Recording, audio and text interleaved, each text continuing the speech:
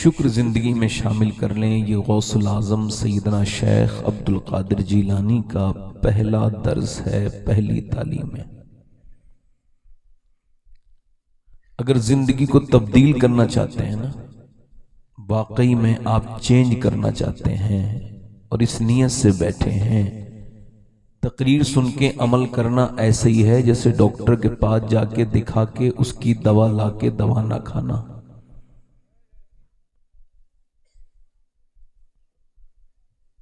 क्या हुआ भाई? अच्छा ठीक है, बेटे खामोश रहो, कुछ ना करो। तो मैं आपसे अर्ज कर रहा हूं, मेरी बहनें बैठी हैं, इस वक्त नेमतें इस कदर हैं कि इतनी नेमतें जमाने में कभी नहीं थी। तो देखिए, हमने बुजुर्गों की ज़बानी सुना है कि 1930 से पहले गेहूं की रोटी मिलना बहुत बड़ी बात मानी जाती थी।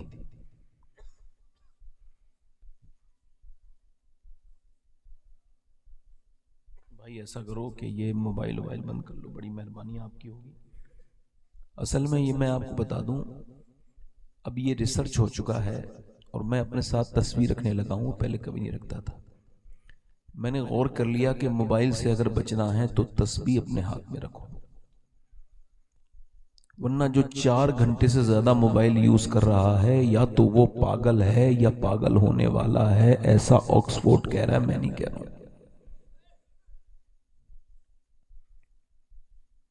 आप देखो हर जगह मोबाइल है, किसी की मैयत में खड़े हैं मगर मोबाइल है, किसी को बीमार को देखने गए उससे बात नहीं कर रहे हैं, मोबाइल में लगे हुए। ये बीमारी नहीं लग रही आपको? देखिए ये मेरा मोबाइल है एग्जाम्पल के तौर पे, तो मैं अपने मोबाइल को जब बाथरूम में जाता हूँ, समझाने के लिए बता रहा हूँ, थोड़ा सा एक मिसाल दे रहा हूँ, तो मैं इसको रख के जाता हूँ, बाथरूम में नहीं लेके जाता। जब खाना खाता हूँ तो इसको अलग रख देता हूँ, जब सोता हूँ तब भी इससे कोई मतलब नहीं रखता।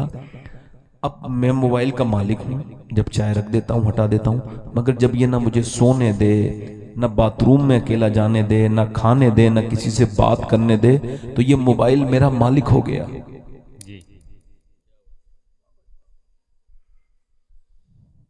खुदा का वास्ता दे रहा हूं आपको, मोबाइल को मैनेज करना सीखो, वरना ये ओछे के हाथों में खिलौना आने के मुतरादिफ है।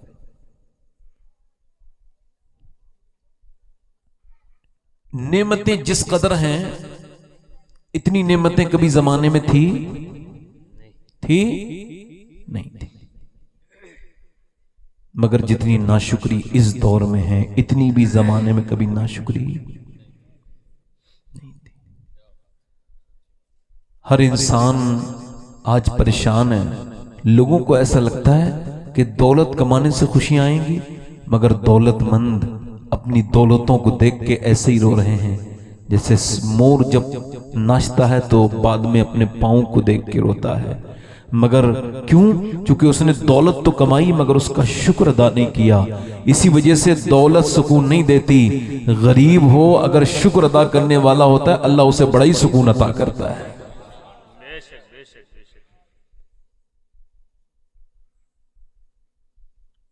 हजरत सैयदना मूसा अलैहिस्सलाम गुजर के जा रहे हैं, एक आदमी है, उसके पांव दोनों फालिज में हैं और उसका हाथ काम नहीं करते हैं, उसके जो आंखें हैं वो नाबीना हैं, आंखें उसकी नहीं है, उनमें रोशनी नूर नहीं है। और ये बंदा जिस्म पे इसके कुछ जख्म भी हैं और सख्त धूप में खड़ा हो बैठा है, लेटा है, और इससे चला उठा नहीं जाता है, करबट भी नहीं ली जाती, मगर कुछ कह रहा है जबान से। हजरत मूसा ने कहा देखो तो ये क्या पानी मांग रहा है, खाना मांग रहा है, मजबूर है। कान करीब लगाए तो हैरत की इंतहा न रही। जब उसके कान करीब किए तो वो कहता था, या अल्लाह तेरा शुक्र है, या अल्लाह तेरा शुक्र है, या अल्लाह तेरा शुक्र है, या अल्लाह तेरा शुक्र है। सैयदना मूसा उससे कहने लगे, यार तेरी आंखें काम नहीं करती, नाबीना है तू, तेरे हाथ पैर तू हिल नहीं सकता, तो शुक्र किस बात का अदा कर रहा है? कहने लगे मूसा अल्लाह ने मुझे शुक्र वाली जबान अता की है, इसी का शुक्र अदा कर रहा हूं। हजरत सैयदा राबिया बसरिया ने देखा एक आदमी सर पे रुमाल बांधे हुए, सर में दर्द है उसके, तो पूछा ये तू चौराहे पे बाल सर पे बांध रुमाल क्यों बांध के आया है? कहने लगे दर्द हुआ है ना, बर्दाश्त नहीं हुआ तो बांध दिया।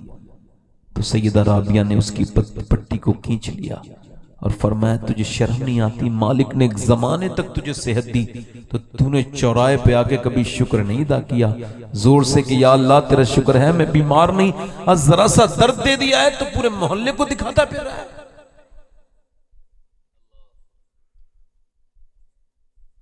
आप अपनी नेमतों पे गौर तो करें।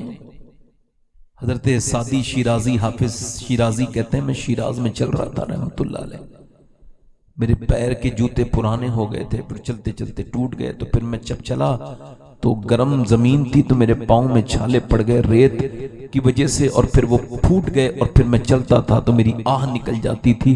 तो मैंने दुआ की मालिक इतना तो अता कर दे कि मैं जूते खरीद सकूं। कहते हैं जब मैंने ये दुआ की ना आंखों में आंसू आए, मालिक अपने सादी को इतना दे दे कि जूते खरीद लूं। कहते हैं अगले मोड़ पे मैंने देखा तो एक बंदा था, उसके दोनों पांव नहीं थे, मैं सजदे में गिर गया, मौला अपने सादी को माफ कर दे, तूने मेरी आंखें खोल दी, अब कभी नहीं कहूंगा मेरे पास पाँव तो हैं, इसके पास तो पाँव ही नहीं है। जाओ लखनऊ पीजीआई में देख के आओ, जाओ अस्पतालों में, अगर तुम्हारा शुक्र अदा करने का दिल नहीं करता ना, मेरी बहनों आप भी, मेरे भाइयों आप भी जाओ और जाकर के उन मरीजों को देखो जिनसे कह दिया गया है तुम्हारी किडनियां फेल हैं, कुछ दिनों के बाद तुम दुनिया से चले जाओगे। अल्लाह अकबर। बाओ 22 साल के लड़कों की किडनियां फेल हैं, जाकर के कैंसर के मरीजों को देखो, जाकर के नाउम्मीद माओं को देखो, अपने बच्चों को चूमते और रोते देखो। जाओ अस्पतालों में भी एक दुनिया है, सिर्फ यही दुनिया नहीं है कि एक लड़का कह रहा है मुझे अपने बाप से मुलाकात कराओ, डॉक्टर कह रहा है वो इमरजेंसी में है और 5 मिनट मिलेंगे उसमें देख लेना, वो तो वेंटिलेटर में गया, बूढ़े बाप के पांव पे सर रख के रोने लगा। उसने पूछा क्यों भाई टाइम हो गया बाहर निकलो, रोते क्यों हो? नहीं हटा, जब हटाया जबरदस्ती पूछा रोता क्यों है इतना? क्या लगा जब तक मेरा बाप बात करता था मुझे इसकी बात सुनने का दिल नहीं करता था, इसकी बातें बुरी लगती थीं, आज जब ये खामोश हो गया तो इसकी आवाज मुझे याद आती है। अल्लाह अकबर। रो के कहता है काश मेरा बाप मेरे इन बदनसीब आंसुओं को देख लेता। मैं कहता हूं मेरे दोस्तों, मेरे भाइयों, अगर तुम बगैर दवाइयों के जी रहे हो तो शुक्र अदा करो। मेरे दोस्तों अपनी जिंदगी में शुक्र अदा करो। एक बंदे की सांस लेने में दिक्कत हुई है, मालदार आदमी है, उसको अस्पताल में भर्ती कराया गया, 90,000 का बिल आया, 1.5 दिन ऑक्सीजन लगा, तो वह बिल देख के रोने लगा। डॉक्टर ने कहा भाई साहब बड़े मियाँ पैसे ज्यादा लगते हैं तो कुछ कम कर दें। कहा नहीं, अल्लाह ने इतना नवाजा है कि तेरा अस्पताल खड़े खड़े खरीद सकता हूँ। कहा तो फिर रोते क्यों हो? कहा छोड़ो ना। कहा बताओ ना। तो फूट फूट के रोया। क्यों रोते हो? कहा बस ये सोच के रो रहा हूँ तेरी इस आर्टिफिशियल हवा से मैंने 1.5 दिन सांस लिया तो तू 90,000 का बिल बिठा दिया। अल्लाह की हवाओं में सांस लेते लेते मैं बूढ़ा हो गया। मैंने कभी सोचा ही नहीं कि अल्लाह की ये हवा कितनी बड़ी नेमत है। और मेरे दोस्त, मेरे भाई, कभी अपने रब का शुक्र भी अदा कर। नेमतें बहुत हैं तेरे पास, अपनी जिंदगी बदलनी है तो किसी मियाँ के तावीज़ से तेरी जिंदगी नहीं बदलेगी। मेरे भाई ये बात याद रख ले, ये कोई तेरी, मैं कोई किसी की मुखालिफ नहीं, मगर जो मैं बात करूं उसको ध्यान दो। मेरे भाई सैयदना शेख मुहियुद्दीन अब्दुल कादिर जिलानी फरमाते हैं जबान कट जाना इससे बेहतर है कि शिकवे के लिए खुले, इससे बेहतर है। गौसुल आज़म फरमाते हैं अल्लाह की शिकायतें करनी है तो उससे करो जो अल्लाह से ज्यादा मेहरबान मिले। है कोई अल्लाह से ज्यादा मेहरबान? तो फिर ये इससे उससे क्या शिकायतें करते फिरते हो? उसका शुक्र अदा करो। चलते फिरते उठते बैठते अल्लाह ने तुम्हें मकान दिया है तो उसे देखो, जो उस किराए पे रहता है तब शुक्र अदा करो। और अगर अल्लाह ने तुमको किराए का मकान दिया है तो तुम जाओ और जाकर के फुटपाथ पे सोने वाले अल्लाह के बंदों को देखो और शुक्र अदा करो। और शुक्र अदा करने का बेहतरीन तरीका इमाम गजाली ने लिखा है कि औरत अपने आदमी से कहे कि हमारे घर का सारा काम चल रहा है, हमारे घर में सारा काम हो रहा है, खाना भी हो रहा है और हमारे कपड़े भी आ रहे हैं, सारे खर्च जो है वो पूरे हो रहे हैं, तो आदमी कहे ये मैं नहीं कर रहा हूं, ये मेरे अल्लाह का करम है, उसका शुक्र है, वो मुझे नवाज रहा है। तो बीवी कहे हाँ ये अल्लाह का शुक्र है। आप ऐसा 1 महीने करके देखो अपने घरों में, न किसी मियाँ की जरूरत पड़ेगी, न किसी तावीज की जरूरत पड़ेगी। घर में इतनी खुशियां अल्लाह अता करेगा कि आपसे संभाली नहीं जाएंगी, क्योंकि ये अल्लाह का वादा है। वो फरमाता है लाइन शकरतुम लाज़ीदन्नकुम, तुम शुक्र करो मैं नेमतें बढ़ाता चला। सुभान अल्लाह। नारे तकबीर, नारे रिसालत, जिक्र गौसे आजम आज के बाद माशाअल्लाह। वाह, मैंने ये हदीस जब पढ़ी है तो मेरी जिंदगी बदल गई है। मैं आपको सुना रहा हूँ, और मैं अपनी ये 38 साल में कंटिन्यू हूँ उम्र मेरी, आज तक मैंने कभी ये नहीं कहा, कोई बता नहीं सकता कि गर्मी बहुत हो रही है, आज तक ना, आज तक मैंने कभी ये कहा कि सर्दी। मेरे ताया ने, जिसने मुझे पढ़ाया अहमद दामा शुरू में, उन्होंने बचपन में ही बात बताई थी, बेटे मौसमों पर एतराज अल्लाह पर एतराज है। हवा तेज चल रही थी मदीने में, तो किसी ने सिर्फ इतना कहा था हवा तेज चली है। हुजूर ने फरमाया ऐसे ना कहो कि हवा तेज चल रही है, बल्कि यूं कहो मेरा रब चला रहा है तो हवा तेज चल रही है। क्या बात है माशाअल्लाह। आजकल कोई काम नहीं ना, तो यही बस गर्मी बहुत हो रही है। देखो बात ये, जब आप देखो ना लोग कहने लगे और सुनाओ तो फोन काट दो, अब सुनाने के लिए कुछ है नहीं। और का मतलब है बात खत्म हो चुकी है, टाइम पास करना चाह रहा है जी। तो अपनी जिंदगियों में शुक्र शामिल करो। क्या शुक्र? इंशाअल्लाह। वैसे हमारे यहाँ ऐसी बातें सुनकर कोई सुभान अल्लाह कहता है ना, तो हमारे यहाँ जब कोई कहता है तो अल्लाह उसको 90 नेकियां अता कर देता है। आपके यहाँ अगर कोई गरीब आदमी बैठा हो नेकियों के मामले में जैसा मैं हूं, तो जरा वो सुभान अल्लाह कह दे। सुभान अल्लाह। जैसे कोई ज्यादा मालदार आदमी बैठा हो जैसे इब्लीस, तो वो ना बोलें, बाकी जरा दोनों हाथ उठा के बोलो या रसूल अल्लाह, या रसूल। बड़े अच्छे लोग हैं आप, बुरा ना मानना, थोड़ा सा ऐसे मैं बात कह दी है। हाँ, जिससे घमंड हो जाए वो इब्लीस का ही छोटा भाई है ना। और जो आजिज़ी के साथ रहे, हुजूर ने फरमाया मोमिन तो नेकियों का हरीस है। माशाल्लाह हमारे साजिद रजा साहब क़िबला सुल्तानपुरी बड़े अच्छे नकीब भी हैं, अच्छे इंसान हैं, और बड़ी अच्छी निकाबत उन्होंने की भी। वो थोड़े आपसे जलाल भी फरमा रहे थे, तो वो होना भी चाहिए। असल में लोग बिल्ला डाल लेते हैं तो ये समझते हैं हमारे परमिशन है, जिधर चाहें उड़ जाएंगे। अब कोई आपको ज़रूरत नहीं है, कोई नया इंतज़ाम, आपको सुनना है बस, है ना। माशाल्लाह हमारे बच्चे हजरत उलमा रखते हैं तशरीफ। हमारे तुफैल शमसी साहब ने बड़ा अच्छा पढ़ा, माइक वाले भाई बड़ा उसको देख रहे थे कि तुफैल भाई की आवाज़ थोड़ी भारी है, तो माइक थोड़ा सा लोड ले रहा था। हाँ, अब मेरे बाद भी आपने ना सुनी है, मगर मैं भी 2-3 शेर पढ़ने का थोड़ा सा ख्वाहिश रखता हूँ, इजाज़त हो तो पढ़ दूँ। आप ऐसे घूर के तो देखोगे तो आदमी याद होगा तो भूल जाएगा। मुस्कुरा के बोलो जरा सुभान अल्लाह। ऐसे मुस्कुराया करो, इससे माहौल अच्छा होता है। जहां आप मुस्कुराएंगे वहीं का माहौल अच्छा हो जाएगा। देखो वो औरतें जो मुस्कुराना जानती हैं, उनके पास औरतों का मेला लगा रहता है। और वो मर्द जो मुस्कुराना जानते हैं, लोग उनसे मिलना चाहते हैं। और वो औरतें जो मुस्कुराती नहीं, वो मर्द जो मुस्कुराते नहीं, उनसे लोग मिलना नहीं चाहते, उनसे औरतें मिलना नहीं चाहती। क्यों? क्योंकि मुस्कुराना मेरे हुजूर की सुन्नत है। सुभान अल्लाह, माशाअल्लाह। और हुजूर का अखलाक, सुभान अल्लाह। सरकार ने फरमाया मैं तकमील के लिए आया हूँ अखलाक हसना की, यानी जो कंप्लीट कर दूंगा, मेरे बाद कुछ बचेगा उचेगा नहीं। बेशक। समझ आ रही है? हज़रत अनस इब्न मालिक कहते हैं एक भिखारी था, वो कमजोर आदमी था, भिखारी नहीं था, उसके बच्चे बच्चे भूखे थे, तो वो देहाती, उसको पता नहीं कैसे बात करनी है। हुजूर जा रहे थे, उसने ऐसे चादर ही खींच ली, मतलब मुखातब करने के लिए। कहते चादर जोर से खींची कि हुजूर की गर्दन में सुर्ख निशान हो गए। अच्छा, हम लोग जो पलट कर देखते तो गुस्से में देखते ना, मगर मेरे सरकार है ना, मैं निसार तेरे कलाम मिली यूं तो किसको ज़बान। सुभान अल्लाह। फरमाते हैं हुजूर ऐसे पलटे और पलट के कहते हैं बताओ भाई क्या बात है, क्या मसला है। मुस्कुराए हुजूर, सुभान अल्लाह।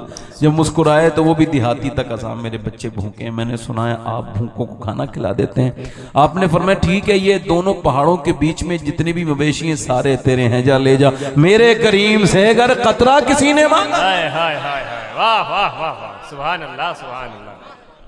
मुस्कुराए, क्या बात। सीरत अपने अंदर पैदा करें, मुस्कुराया करें। 2-3 शेर पढ़ता हूँ माशाअल्लाह।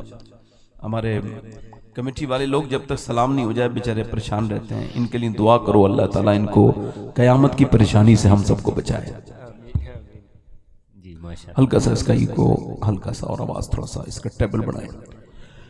ऐसा नबी से कहना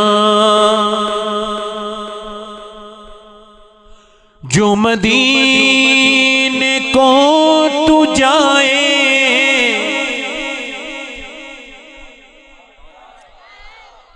ऐसा नबी से कहना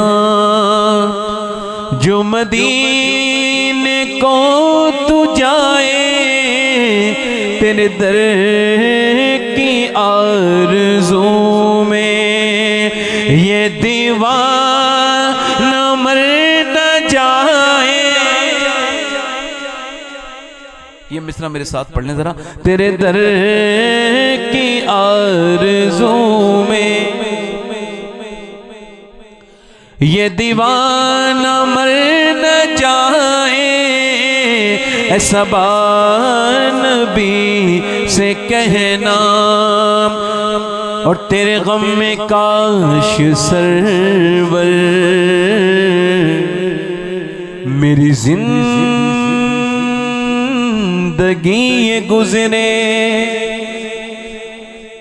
तेरे गम में काश सरवर मेरी जिंदगी ये गुजरे, और मुझे मौत भी जो आए तेरे शहर ही में आए। बेशक बेशक सुभान अल्लाह। नारे तकबीर, नारे रिसालत, जश्न ईद मिलादुन नबी, जश्न सरकार गौसे आजम, नारे तकबीर, नारे रिसालत। जब मेरे साथ जरा ये शेर तो पढ़ लो, ये पूरा मजमा आवाज आएगी तभी अगले शेर पढ़ूंगा, वरना फिर इसमें शेर बहुत है, मैं यहीं पे तकलीफ शुरू कर दूंगा। मेरे साथ पढ़ें। तेरे दर की आरज़ू में ये दीवाना, और जब जिक्र जन्नतों का वाइज के लब पे आए, जब जिक्र जन्नतों का वाइज के लब पे आए, तो तेरे आशिकों को आका तेरा शहर याद आए। सुभान अल्लाह, सुभान अल्लाह। एक शेर पढ़ता हूं। सोचो तो कैसा होगा जज्बा अबू बकर का। सुभान अल्लाह, सुभान अल्लाह। आप लोग कुर्सी वाले, आप लोग भी जरा बोल दो ना सुभान अल्लाह। जरा आप लोगों को लगता है ना कि आपके सुभान अल्लाह बोलने से आपकी महफिल ये खूबसूरत हो जाएगी। जरा दिल लगा के बोले या रसूल अल्लाह। सोचो तो कैसा होगा जज्बा अबू बकर का, सोचो तो कैसा होगा जज्बा अबू बकर का, कांधों पे मुस्तफा को जो गार पे चढ़ाए, कांधों मुस्तफा को।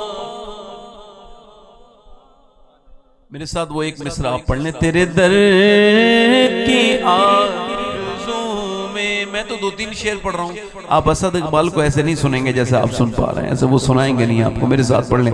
तेरे दर की ये दीवाना मर न जाए। अब एक शेर सुने। सरकार की नजर का ये हाल है उमर का, सरकार की नजर का ये हाल है उमर का, वो जिधर जिधर से गुजरे शैतान भाग जाए। बेशक जिधर से गुजरे शैतान, और जिसे मुस्तफा दुआ दे आबे दहन लगा दे।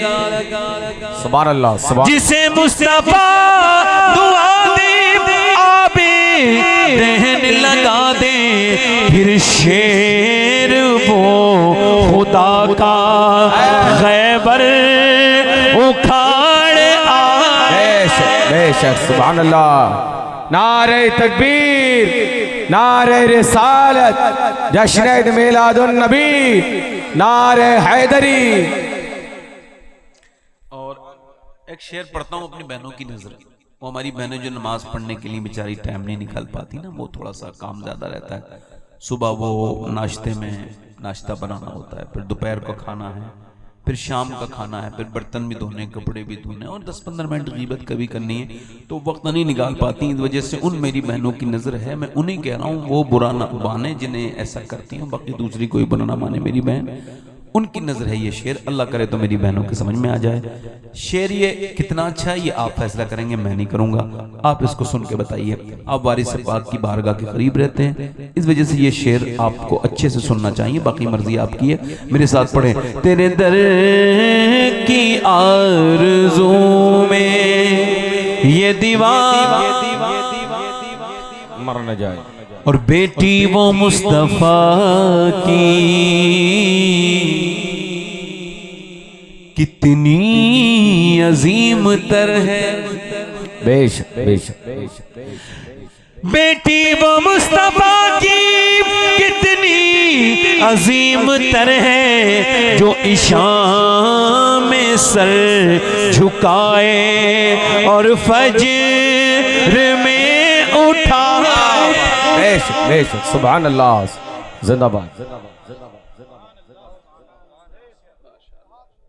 अल्लाह। बहुत अच्छा सुन रहे हो आप, इसी वजह से एक शेर और पढ़ देता हूँ बस, चूंकि आप सुन अच्छा रहे हो। हिंदी हूं मैं मुसलमान, हम हिंदुस्तानी मुसलमान हैं कि नहीं? हिंदी हूं मैं मुसलमान, हिंदोस्ता वतन है। हिंदी हूं मैं मुसलमान, हिंदोस्ता वतन है, और ख्वाजा का हूं दीवाना, कोई हाथ तो लगाए। सुभान अल्लाह सुभान अल्लाह सुभान अल्लाह। ख्वाजा का हूं दीवाना। और खुदकुशी कुछ लोग कर रहे हैं, खुदकुशी ना, खुदकुशी वो करता है जिसको उम्मीद टूट जाए। कौन करता है भाई? अच्छा, जो लोग दुनिया वालों से उम्मीद रखते हैं तो वो टूटेगी या बाकी रहेगी? और जो अल्लाह से उम्मीद रखता है, अल्लाह उसकी उम्मीद कभी टूटने हैं। अब ये शेर पढ़ रहा हूं, अल्लाह करे कोई खुदकुशी न करे, अल्लाह करे, मगर ये शेर उस तक पहुंचा दो जिसको इस तरह के ख्यालात आते हैं, अल्लाह ताला उसको अपनी ईमान में रख के शेर सुने। आखिरी शेर है, बस सुन के बताइए, फिर मैं तकरीर शुरू कर रहा हूं। जब खुदकुशी के आगे सूरत नजर न आए, जब खुदकुशी के आगे सूरत नजर न आए, तो ये मशवरा है मेरा, सजदे में सर झुकाए। बेशक सुभान अल्लाह। और हर आशिक़े नबी से, इसमें शेर अभी कब 5 और थे मगर मैंने सारे खत्म कर दिए, चूंकि आप बड़े थके हुए लग रहे हो, इस वजह से आखिरी मक्ते के शेर पढ़ देता हूँ। इस वजह से कोई मेरे कलाम पे अपना मक्ता लगा के ना पढ़ दे, आखिरी शेर तो लगा के बोलो सुभान अल्लाह सुभान अल्लाह। हर आशिक़े नबी से कहता हूँ मैं शबाहत, हर आशिक़े नबी से कहता हूँ मैं शबाहत, जिसे देखनी हो जन्नत वो मदीना देख आए। अल्लाह मदीना देखा है, वाह सुभान अल्लाह। बस इसका ईगो कम करें भाई, मेरी तकरीर यहां से शुरू कर रहा हूं। ये गौसुल आजम की महफिल है। किसकी? किसकी? गौसुल आजम। इधर देखो बेटा, नहीं बेटे, जो बच्चा टोपी लगा के नहीं आता है, इसका मतलब सादा सादा ये रहता है, इसके घर में हुजूर का जिक्र सुनने का माहौल नहीं है। अल्लाह। वरना हमारे घरों के बच्चे हमने देखे हैं, जब भी हुजूर की नात वो सुनेंगे या पढ़ेंगे तो सबसे पहले, अगर वो 5 साल के भी हैं तो सर पे टोपी रखेंगे। सुभान अल्लाह, सुभान अल्लाह। आज आप इतने बैनर लगा लो, मैं ये मोहब्बत करता हूं, ये करता हूं, इससे क्या फर्क पड़ेगा मेरे भाई, जब तक तेरी जात पे हुजूर का रंग नहीं चढ़ेगा। आज तूने इधर पोस्टर लगाए, उधर पोस्टर लगाए, महमूद गजनबी अयाज, मोहम्मद बिन अयाज, तो पूरा नाम लेते थे, मोहम्मद बिन अयाज, मोहम्मद बिन अयाज, मोहम्मद बिन अयाज। सुने तो एक दिन उन्होंने हुजूर का नाम नहीं लिया, तो अयाज ने कहा हुजूर कोई गलती होगी गुलाम से? कहा नहीं नहीं, आज मेरा वजू नहीं था और मैं हुजूर का नाम बेवजू नहीं लेता हूं। अल्लाह अल्लाह। आज अल्लाह के रसूल के नाम को आपने, जो भी आपकी मर्जी है कीजिए, वो हम आपसे कुछ नहीं कह सकते, मगर एक बात याद रखिए, हुजूर से मोहब्बत का इजहार करना चाहते हैं तो पोस्टर लगाना ज़रूरी नहीं, पोस्टर लगाना ज़रूरी नहीं, और मोहब्बत दिखाई नहीं जाती है। मोहब्बत इश्क और मुश्क छुपाए नहीं छुपता है। मोहब्बत अगर आप करोगे तो दुनिया जान जाएगी ये किसकी मोहब्बत करने वाला है। मेरे दोस्तों, मेरे भाइयों, ये भी जो आपने किया आपकी मर्जी है, मैं उस पर कोई टिप्पणी नहीं कर रहा हूं और ना किसको गलत कह रहा हूं, मगर अगर हुजूर से मोहब्बत की बात है कि मैं सरकारे दो आलम से मोहब्बत करता हूं, तो ये क्या तरीका है? इधर नारे लगा लिए, उधर नारे लगा दिए। सबसे बेहतरीन तरीका यह था कि जब तू अपने घर में जाए, देखे शादी में यहां वहां तेरी बहन के सर पे दुपट्टा नहीं है, तो अपनी बहन को दुपट्टा दे और कह ले अपने सर पे रख। वो कहे क्यों? क्या मेरे नबी पाक का हुक्म है, मैं अपने नबी से मोहब्बत करता हूं, आई लव या रसूल अल्लाह। सुभान अल्लाह, सुभान अल्लाह। उस वक्त जब तेरा जहेज में तुझे जब बेचा जा रहा था, उस वक्त कहां थी तेरी मोहब्बत? तू जहेज भी तूने लिया, लंबी चौड़ी बारात भी लेके गया, उस वक्त कहां थी तेरी मोहब्बत मेरे अजीज? उस वक्त हमारी मोहब्बतें कहां सो जाती हैं, जब गरीबों की लड़कियों के रिश्ते नहीं होते और अमीरों की लड़कियों की डोलियां सजती हैं। अल्लाह।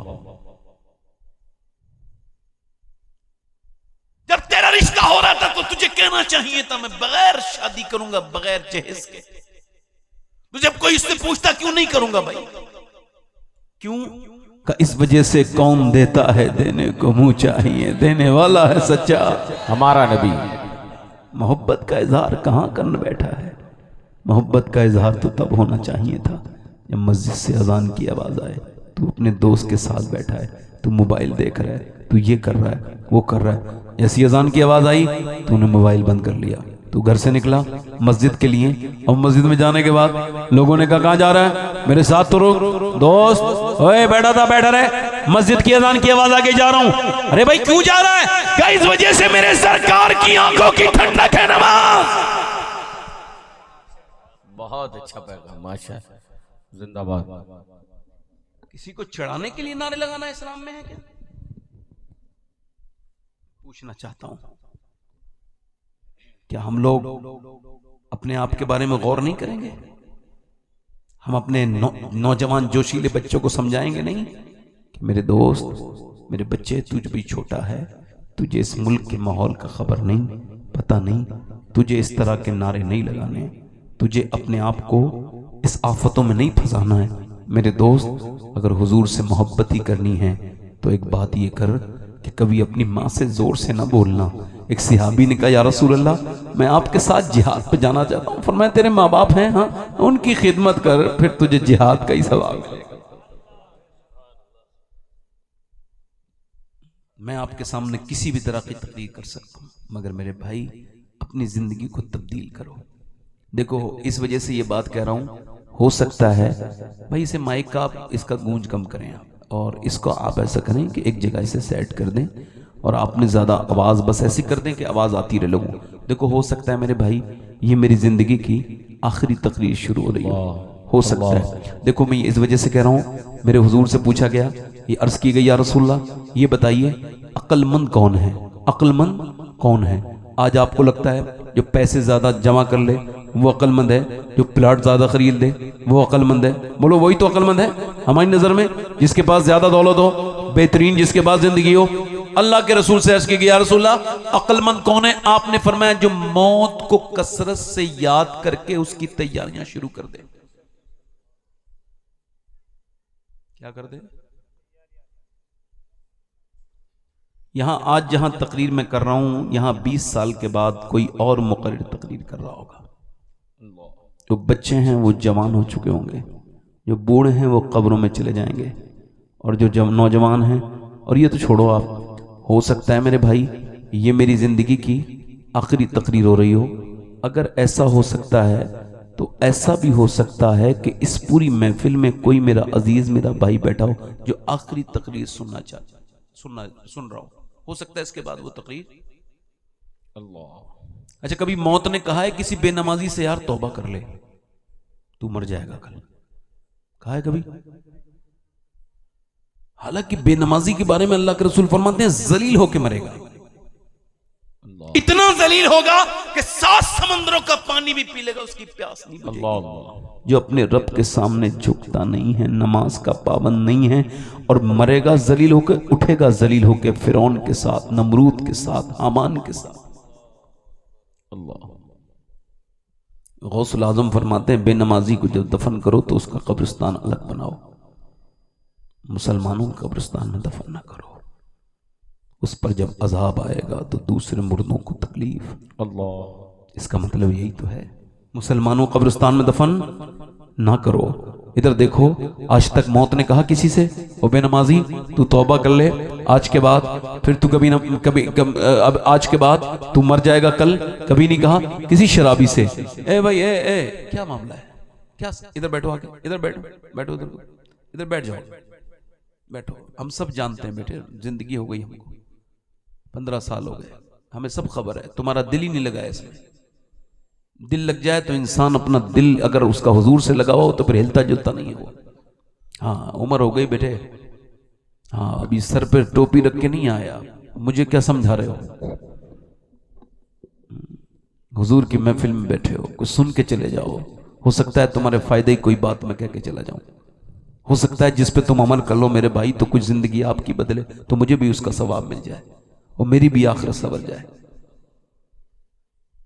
आपसे कह रहा हूं मेरे दोस्त, आप ही से किसी और से नहीं, नौजवानों से कह रहा हूं। ये मैं जो कहते हैं हम आशिक रसूल हैं इनसे कह रहा हूं, आपके अंदर इश्क रसूल है।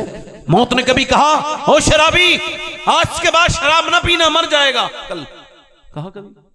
माँ बाप से जो तेज आवाज से बात करता है, बदतमीजी से बात करता है, उससे मौत ने कभी कहा कि आज के बाद तू मर जाएगा तौबा कर ले? कभी कहा उससे? कभी कहा? कभी कहा? कभी झूठ बोलने वाले से कहा मौत ने आज तौबा कर ले? कभी आप कहा कहो तो बताओ, कभी कहा हो तो बोलो, मैं आपसे कह रहा हूं बोलो हाँ या ना करो। बोला कभी? कहा कभी? नहीं कहा ना।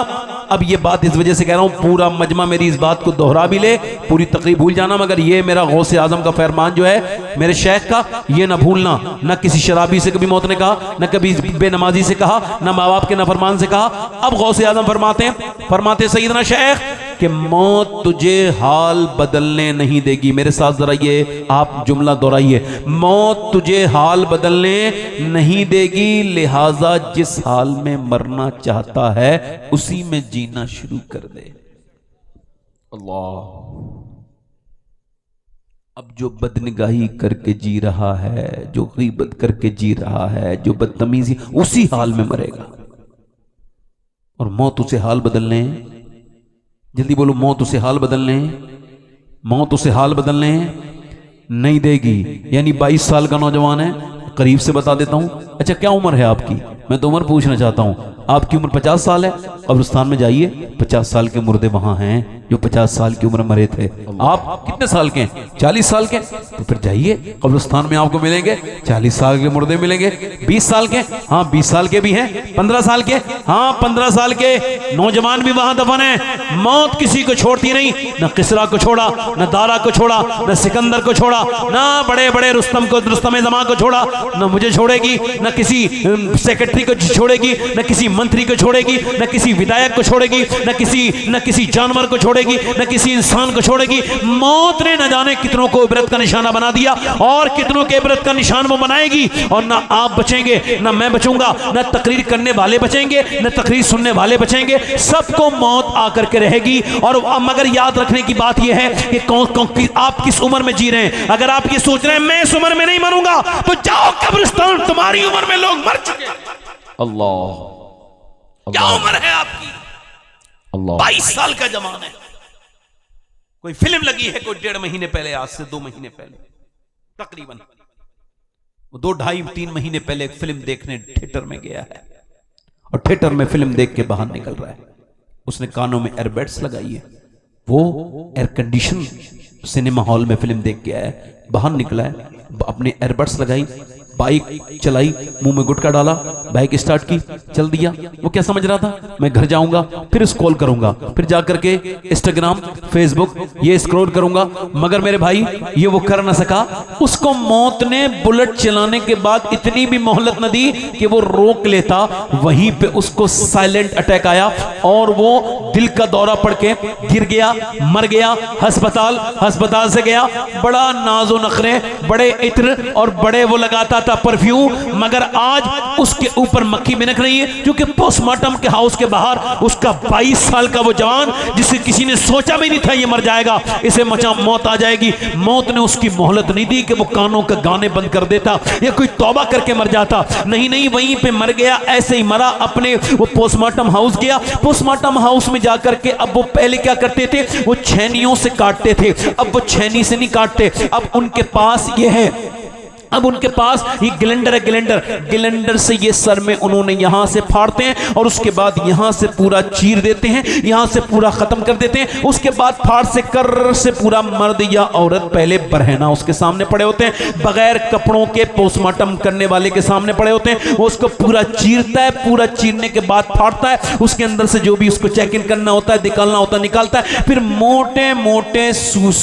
मोटी सुई से और प्लास्टिक के डोरे से उसमें स्टिक लगाता है, उसमें लगाता है, वो उसके अंदर टांके लगाता है। अल्लाह के रसूल फरमाते हैं जब मुर्दे का हाथ पकड़ा जाता है तो वो कहता है आराम से जरा मेरा हाथ उठा, तेरे हाथ उठाने से बड़ी तकलीफ होती है। और फरमाते हैं मेरे आका करीम मेरे रहमत आलम जब लेके चलते हैं तो वो कहता है ओ मेरे जनाजे को लेके चलने वालों जरा कम हल्के पांव रखो, तुम्हारी पांव की धमक से मुझे तकलीफ होती है। हजरत सैयदना ईसा अलैहिस्सलाम सैयदा मरियम की कब्र पे गए हैं और जाके कहते हैं मेरी मां मरियम कौन है भाई? आपने सुना है अपने जमाने की औरतों की सरदारा है।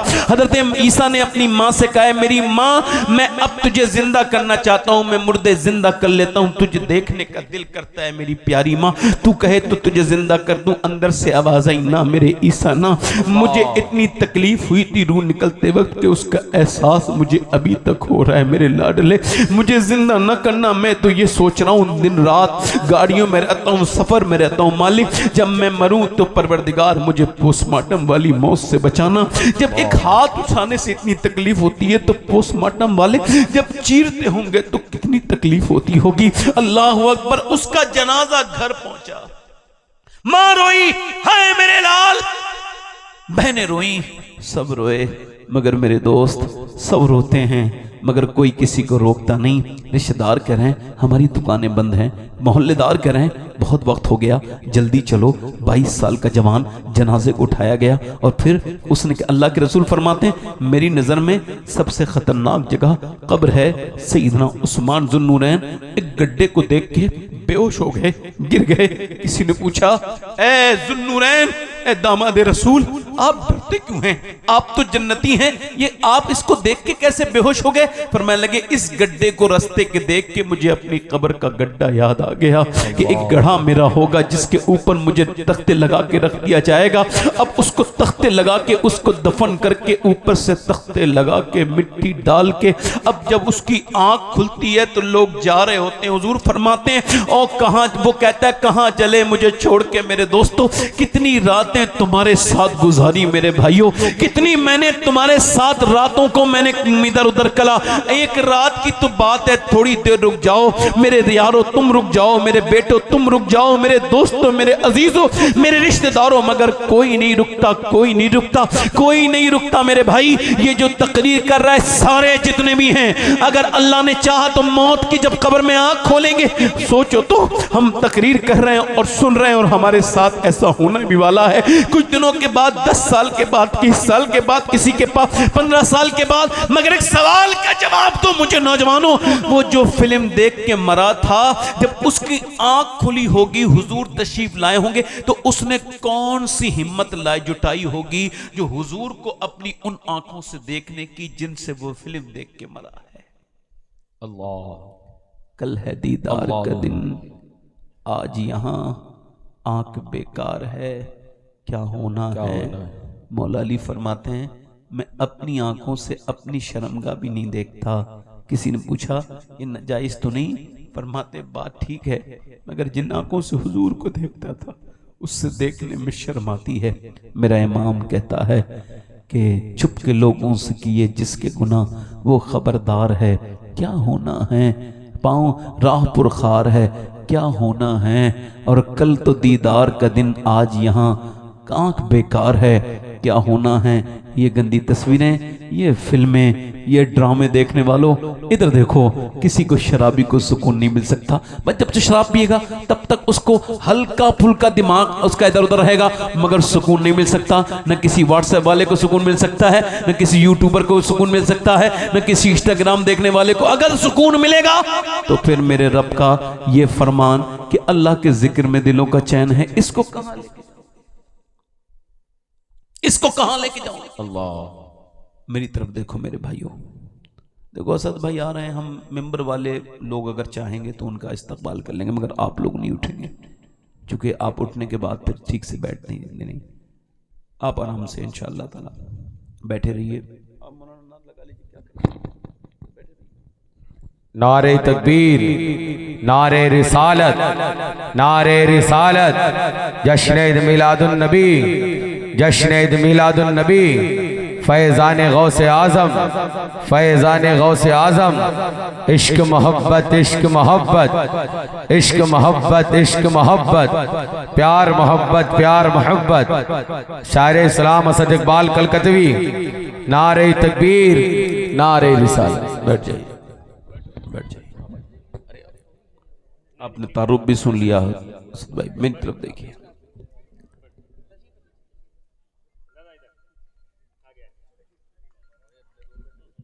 बैठ जाइए, बैठ जाइए। अल्हम्दुलिल्लाह, अल्लाह का शुक्र। असद भाई आ गए।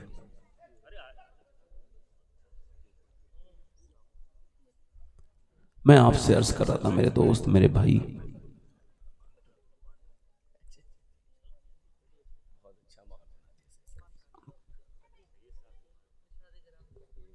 माशाअल्लाह असद भाई तशरीफ लिया, मेरे फौरन बाद आपने उन्हें सुनना है। बस मुझे आपने थोड़ी देर सुन लेना है, जितना मैंने बोलना है।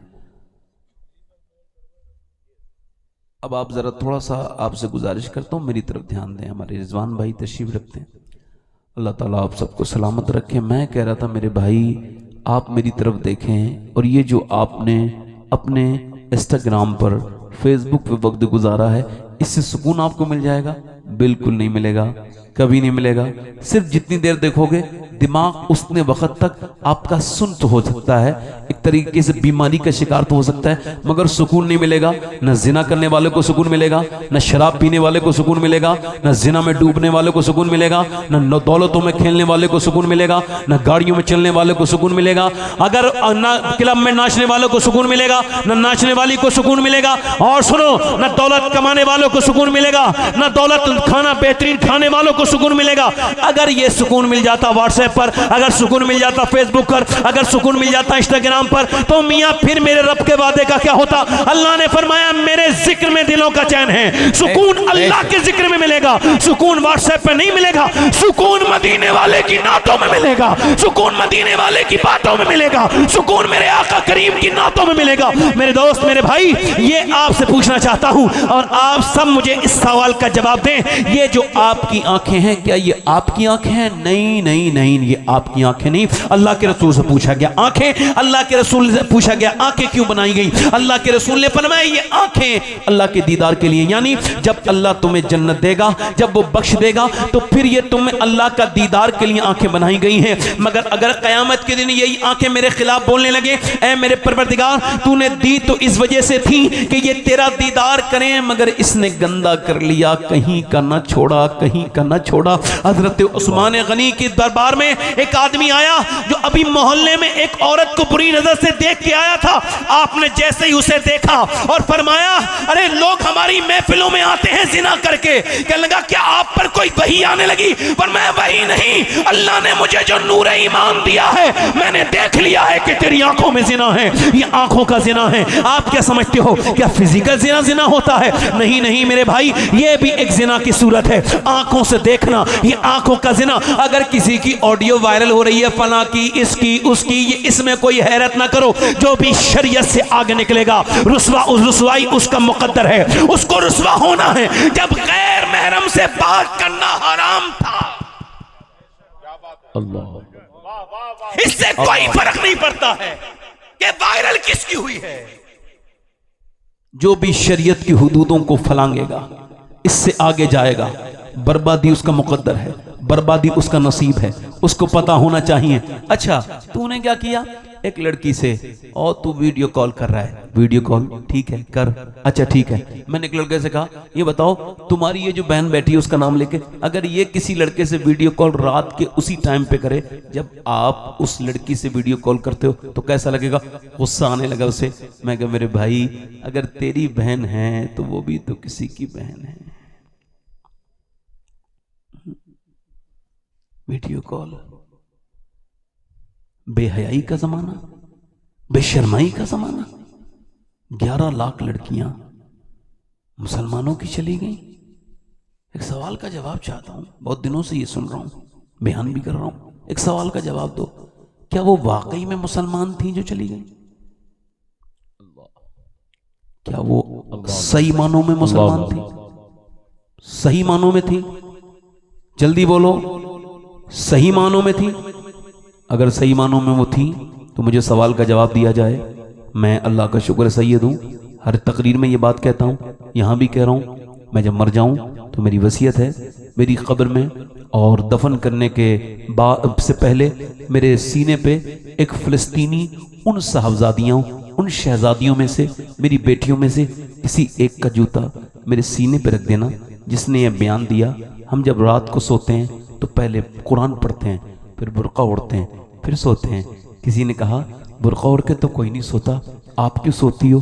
का इस वजह से कि जब बम गिरते हैं तो सुबह को लाशें मलबे में तब्दील हो जाती हैं, और जब मलबों में से वो लाशें निकलती हैं तो हम ये सोच के बुर्का ओढ़ के सोते हैं कि जब सुबह को हमारी लाशें निकलें तो पर्दे में होनी चाहिए, बेपर्दा नहीं होनी चाहिए, ताकि क़यामत के दिन अल्लाह के रसूल से मुलाकात हो तो हम अर्ज़ कर दें, ए अमना के लाल, हमारे 15 से 20 हज़ार बच्चे भूख से मरे थे, एक एक भी ब्रेड नहीं मिला उनको, ब्रेड को छीनते छीनते मर गए।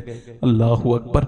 और या रसूलल्लाह, हमारे जवानों को कफन नहीं मिला, मगर हमने कोई एक लड़की की मिसाल दे दो, पूरी दुनिया मुझे ढूंढ के ला दे, किसी एक फिलिस्तीनी लड़की ने किसी एक यहूदी का हाथ पकड़ के कहा हो, तू मुझे ले चल, मैं तेरे साथ चलने के लिए तैयार हूं, तू मेरा मजहब बदलवा दे, बस मेरी जान बचा ले। कि एक मिसाल नहीं दे सकते। उन लड़कियों ने ये तो नहीं कहा, हाँ ये जरूर कहा, ए आमना के लाल, जब तक जान रहेगी तेरे कदमों पे कुर्बान रहेगी। ये लड़कियां कौन है? ये बच्चियां कौन है जिन्होंने दीन को छोड़ना शुरू कर दिया? आप क्या समझते हो? क़यामत के दिन इमाम हुसैन पूछेंगे जरूर, ओ मेरे मानने वाले, मैंने तो पूरी उम्मत बचाई थी, तुझसे अपने घर की बहन और बेटी न बची। अल्लाह। पूछेंगे तो जरूर, पूछेंगे तो जरूर इमाम हुसैन, पूछेंगे तो जरूर मौला कायनात के गुलामों, हमारी शादियां, हमारी बच्चियां आप देखते नहीं, सरों पे दुपट्टे रखना अब मुश्किल हो गया। शादियां जाके देखो, खाने जाके देखो, बेहयाई आके देखो। सही आदमी अब मुसलमानों की शादी में नहीं जा पाएगा। क्यों? क्या जाकर देखेगा? क्या देखेगा? किसी मुसलमान बच्ची के सर पे तंग कपड़े, ये देखने जाएगा वो? क्या देखने जाएगा वो, मुझे बताओ? इधर के नारे, उधर के नारे, ये बातें वो बातें, ये मेरा पीर वो उसका पीर, ये इसका और ये दुनिया भर की चीजें करने वालों, ये बताओ क्या तुमने शरीयत का दामन पकड़ा है कि नहीं पकड़ा?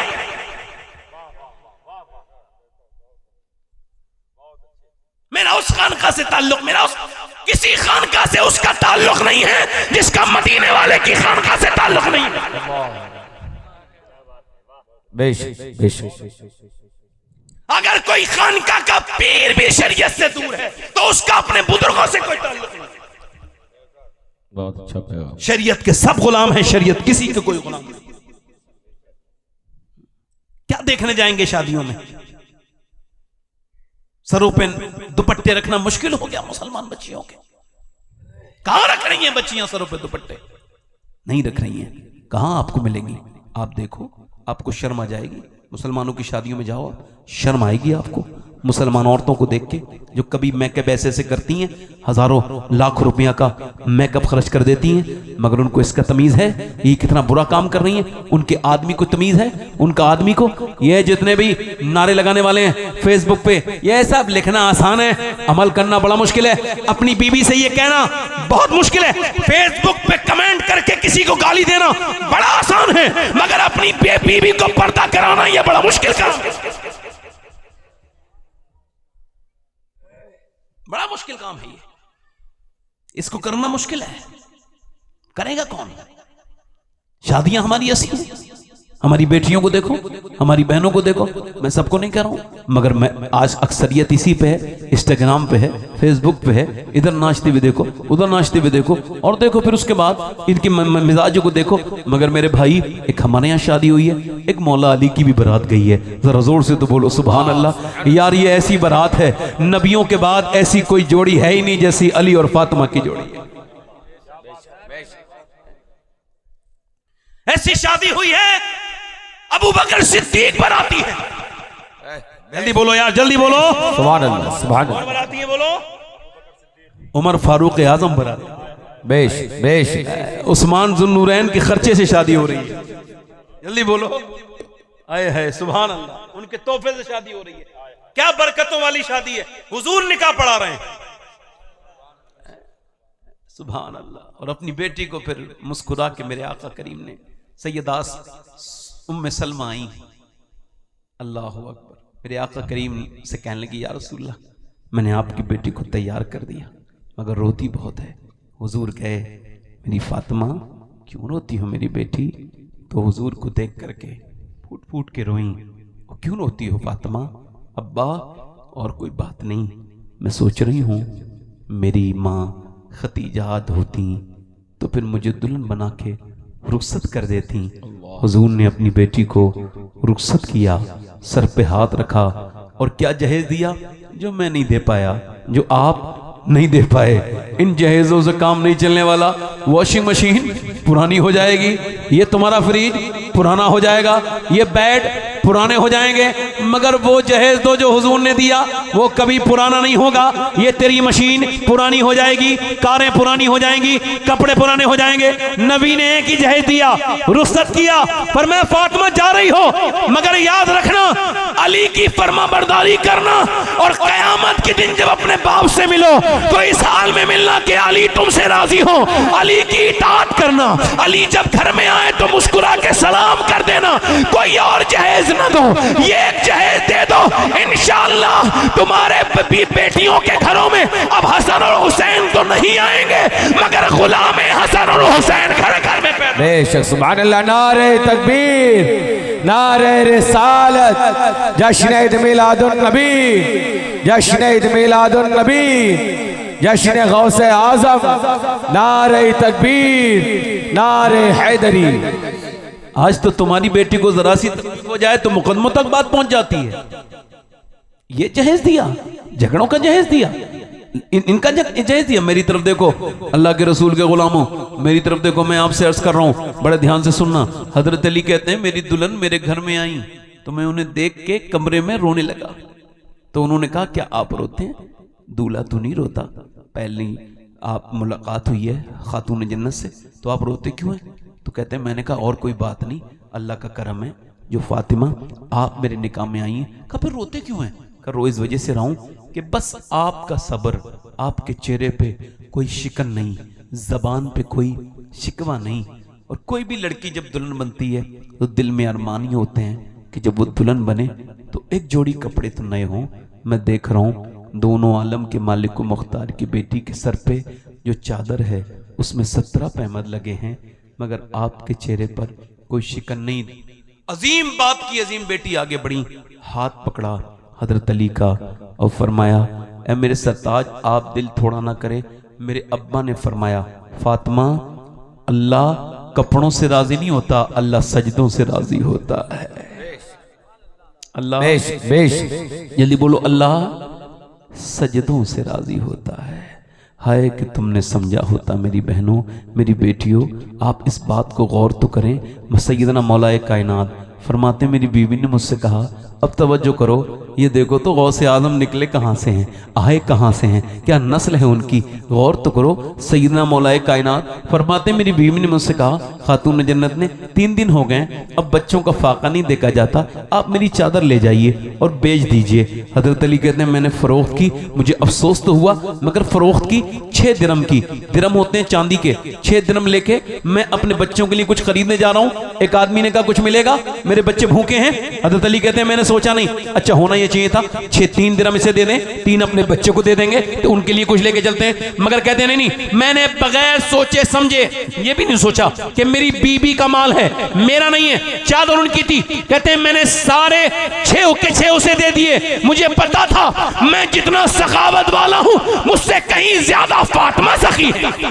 बेश बेश वो सखावत करती हैं। जल्दी बोलो सुभान अल्लाह, बोलो यार, मुस्कुरा के बोलो।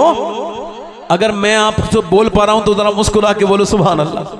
अच्छा देखो हजरत अली फरमाते हैं अच्छा आप में से कोई है ऐसा यहाँ? हमारे यहाँ तो भिखारी से 100 बार बात करते हैं, यार तू कुछ काम क्यों नहीं करता तू? अरे तेरी तकरीर सुनने नहीं आया है, वो ढीठ है। आदमी 100 बार जलील करता है, कुछ काम कर लो और 10 रुपए भी नहीं देगा, 5 रुपए देगा, मगर तकरीर वो बहुत देर सुनाएगा। हाँ सुनो, गौसुल आजम फरमाते हैं कि जब तुम अल्लाह के नाम पे देना शुरू करो ना तो उसे भी दो जो लायक है, उसे भी दो जो लायक नहीं है, ताकि अल्लाह तुम्हें वो भी दे जिसके तुम लायक हो और वो भी अदा करे जिसके तुम लायक नहीं हो। बेश देते रहो। मौला अली फरमाते हैं मैं फिर अपने घर की तरफ चला तो एक बड़ा ही हसीन आदमी, उससे पहले मैंने वो उस इंसान को देखा नहीं था, बड़ा खूबसूरत था, उसके हाथ में एक ऊँटनी भी थी, वो भी बड़ी खूबसूरत थी। मुझसे बोला अली ये खरीदोगे? मैंने कहा मेरे पास पैसा नहीं है, मैं कैसे खरीदूंगा? कहा मैं आपको जानता हूँ, उधार दे दूंगा। कहते हैं वो जब उसने कहा तो मैंने ले लिया। उसने 100 दिरहम की बार्गेनिंग हुई, मैंने खरीद लिया। नकेल पकड़ी, अभी थोड़ी दूर कदम चलाऊं कि दूसरा खरीदार मिल गया। कहने लगे साहब बेचोगे अली? मैंने कहा बिल्कुल बेचूंगा। 160 पर बात डन हुई। मैंने 100 पहले वाले मुसाफिर को दे दिए और 60 अपने पास लिए, चांदी के सिक्के। हुजूर की बेटी के पास गए कुछ लेने के बाद तो हुजूर की बेटी ने कहा मेरे चादर इतनी तो महंगी नहीं बिकेगी, ये कहां से पैसे आए? मैं अभी पूरी बात बता रहा था, ऐसा हुआ वैसा हुआ। इतनी देर में मेरे सरकार तशरीफ लेकर के आए और फरमाने लगे अली तुझे पता है वो पहला बेचने वाला कौन था और दूसरा खरीदार कौन था? या रसूल अल्लाह आप जाने और आपका रब बेहतर जाने, अली नहीं जानता। फरमाया पहला बेचने वाला जिब्राइल था, ऊंटनी वो थी जिस पे बैठ के मेरी फातिमा जन्नत को जाएगी, और खरीदने वाला मीकाईल था। और ऐ मेरे अली तूने अल्लाह के नाम पे 6 दिए, अल्लाह का वादा एक के बदले 10 अता करेगा, अल्लाह ने तुझे फौरन 60 अता कर दिए।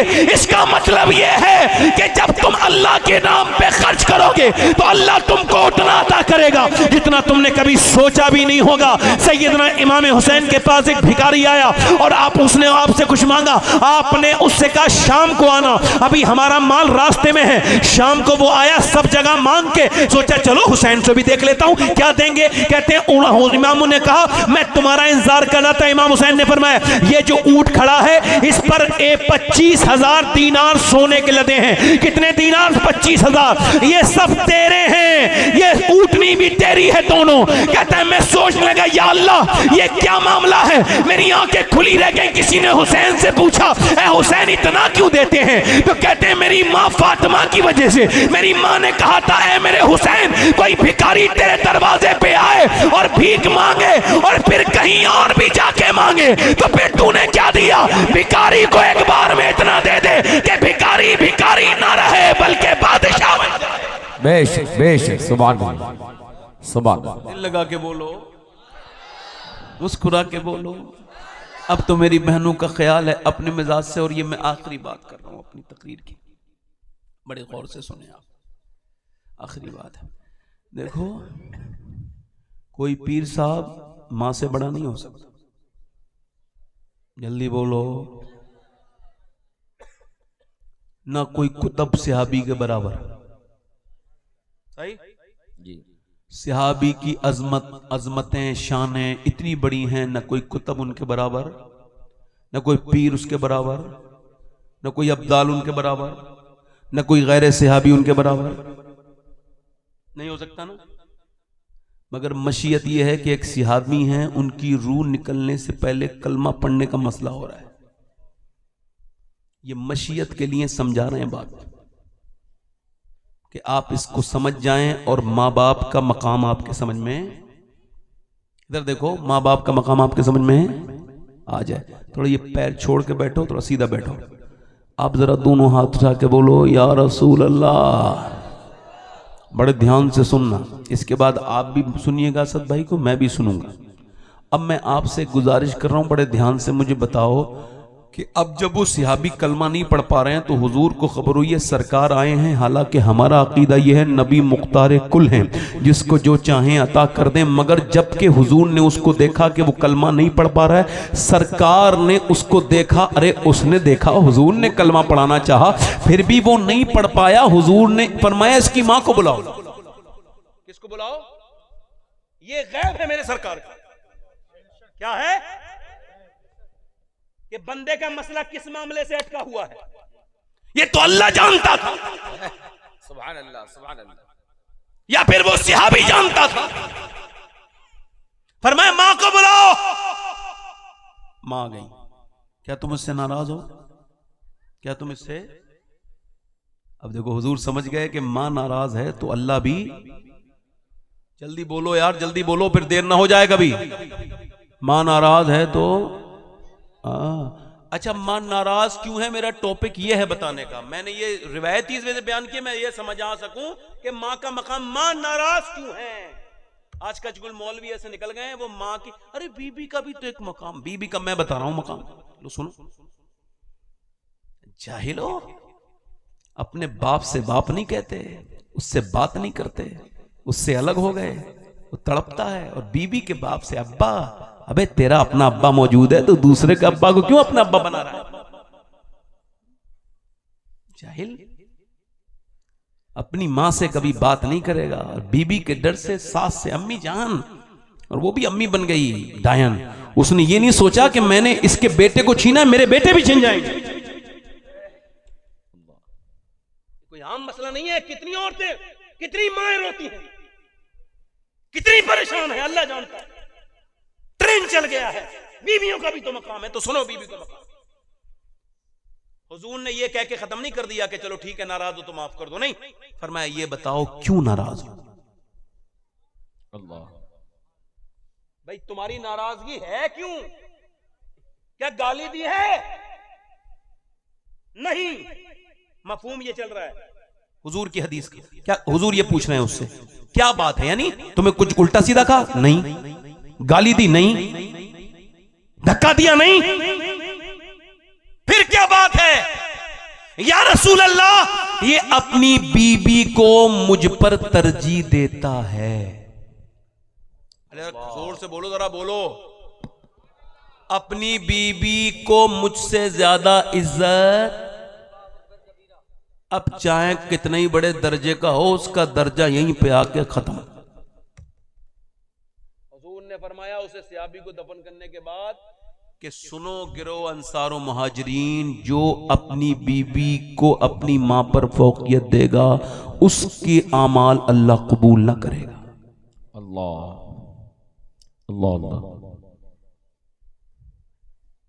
जरा समझो, मेरे कान खोलो, जरा इधर देखो। अब आप मुझे जरा दिल से बताओ कि आला हजरत को मानते हो आप सब लोग? कितने लोग मानते हैं? जरा दोनों हाथ उठा के। आला हजरत को जानते भी हो थोड़ा बहुत? मैं जानता हूं इतना जितना मेरी हैसियत है। आला हजरत को तो कौन जानेगा, वो तो हुजूर का मोजज़ा है। और मोजज़ा अक्ल में, मगर फिर भी जो बात मैं कह रहा हूं, जितना मेरी अक्ल ने समझा है, मैं इमाम को उनके इश्क से पहचानता हूं। सुनो, आला हजरत एक हज कर चुके हैं, सुना था ना, माँ के साथ गए थे हज करने। ये दूसरे हज पे उनके भाई जा रहे हैं, वो नहीं जा रहे हैं। वो आज आला हजरत के मसलक के नारे लगाओ और माँ तुमसे नाराज।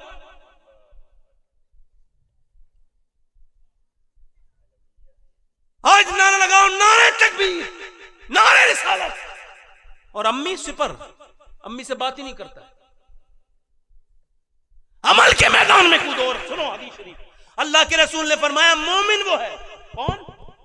मोमिन वो है जिसकी तबीयत पर मेरी शरीयत गालिब आ जाए।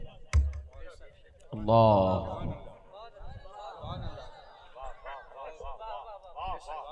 जिसकी तबीयत पर मेरी शरीयत गालिब आ जाए। और आला हजरत वही है। जल्दी बोलो। देखो तबीयत यही है, तवज्जो करो, तबीयत यही है कि आला हजरत फाजिल बरेलवी, तो ये उस वक्त ट्रेन नहीं चलती थी, ना लखनऊ से बरेली, ना बरेली से लखनऊ, ना बरेली से झांसी। अब झांसी तक 500 किलोमीटर का सफर अगर कोई करेगा घोड़े गाड़ी से तो तकरीबन 15 दिन लगेंगे। 15 दिन चलने के बाद अल्लामा जफरुद्दीन बिहारी कहते हैं हम लोग पहुंचे झांसी, और झांसी में आला हजरत अपने भाई को सी ऑफ करने के लिए गए हैं, अल्लाह हाफिज कहने के लिए, रुखसत करने के लिए गए हैं। और वो कहां जा रहे हैं? बोलो कहां जा रहे हैं? हज पे। और उस जमाने में कोई पासपोर्ट की मंजूरी की जरूरत नहीं है। आला हजरत फाजिल बरेलवी रदी अल्लाह तआला अन्हु ने देखा कि वो ट्रेन चलने वाली है। कहते हैं अल्लामा जफरुद्दीन बिहारी, जैसे ही ट्रेन चलने वाली थी, 1-2 सीटी अभी देने वाली थी कि आला हजरत की आंखों में आंसू, और आपने अपनी ये नाज शरीफ गुनगुनाना शुरू कर दी। गुजरे जिस राह से वो सैयदे वाला होकर, रह गई सारी जमी अंबरे सारा होकर, और चमने तैबा है वो बाग के मुर्गे सिदरा, बरसो चहके हैं जहां बुलबुले शैदा होकर। हाय बाए बाए महरूमी किस्मत कि मैं फिर अब की बरस रह गया हम रहे ज़ब्बारे मदीना होकर। है ये उम्मीद रजा को तेरी रहमत से चाहा, ना हो जिंदानी दोज़ख तेरा बंदा होकर। फिर आपने ये शेर कहा और बहुत रोए, ले रजा सब चले मदीने को, मैं ना जाऊं, अरे खुदा ना करे। फिर बोले भाई मैं भी चलूंगा मदीना, तो कहा चलो बैठो ट्रेन में भाई, चलो चलते हैं। कहा नहीं नहीं ऐसे नहीं जाऊंगा। दीवानो, इसको मोहब्बत के आशिक की पहचान सुनो। मेरे इमाम ने यह नहीं कहा कि ये आधा सफर तो हो गया ना, बैलगाड़ी वाला सफर तो खत्म हो गया, ट्रेन में बैठ के बंबई जाता हूं, बंबई से पानी का जहाज में बैठूंगा। नहीं नहीं, बल्कि मेरे इमाम ने फरमाया ओ मेरे भाई मोहम्मद रजा, मैं नहीं जाऊंगा तेरे साथ, हाँ तुझे मक्का में मिलूंगा, तुझे मदीने में मिलूंगा, मगर तेरे साथ नहीं जाऊंगा। कहा क्यों? कहा पहले मैं बरेली जाऊंगा वापस। कहा क्यों? कहा मैं अपनी अम्मी से इजाजत लेके आऊंगा। बेशक, सुभान अल्लाह, सुभान अल्लाह, नारे तकबीर। जल्दी बोलो, दोनों हाथ उठा के बोलो, जल्दी बोलो, जल्दी बोलो। मैं अपनी अम्मी से इजाजत लेके आऊंगा, इजाजत कहता हूं आला हजरत के दौर से लेके अब तक कोई इस तबीयत का इंसान भी पैदा नहीं हुआ अल्लाह जिसकी तबीयत पर इस कदर शरीयत गालिब।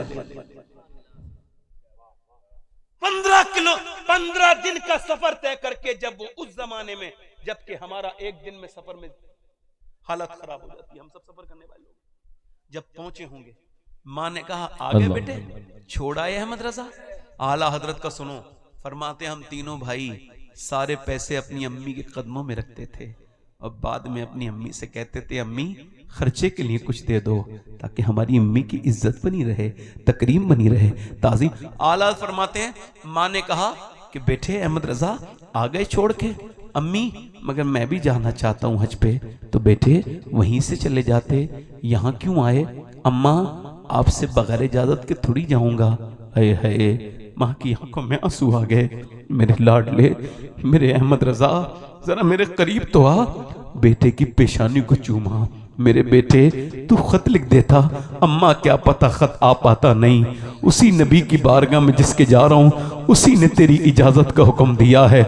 मेरी माँ इजाजत दे दे। माँ ने भरे हुए आंसुओं के साथ जब दुआ की होगी, सुभान अल्लाह, ऐ मेरे बेटे जा मदीने वाले की बारगाह में अर्ज की या रसूल अल्लाह मेरे बेटे की हाजिरी कबूल फरमाए। मक्का पहुंचे, हज किया और कहा हाजियो आओ शहंशाह का रोजा देखो। काबा तो देख चुके, काबे का काबा देखो। और फिर फरमाते हैं कालक जबी की सजदे दर से छुड़ाओगे, मुझको भी ले चलो, ये तमन्ना हजर की है। और आगोशे खों जो शौक खोले हैं जिनके लिए हतीम, वो मुड़ के देखते नहीं, ये धुन किधर की है। बरसा के जाने वालों पर रहमत करूं निसार, अबरे करम से अर्ज ये मीज़ा बेज़र की है। और मुजरिम बुलाए आए हैं जाऊ कहे गवा, फिर रद हो कभी ये शान करीमों के घर की है। सरकार हम गवारों में तर्ज़े अदब कहाँ, हमको तो बस तमीज यही भीख भर की है। मंगता कहा उठते ही दाता की देन थी, दूरी कबूल अर्ज में बस हाथ भर की है। मुजरिम भी आसी भी है, चहीते ये तैबा है जाहिदो,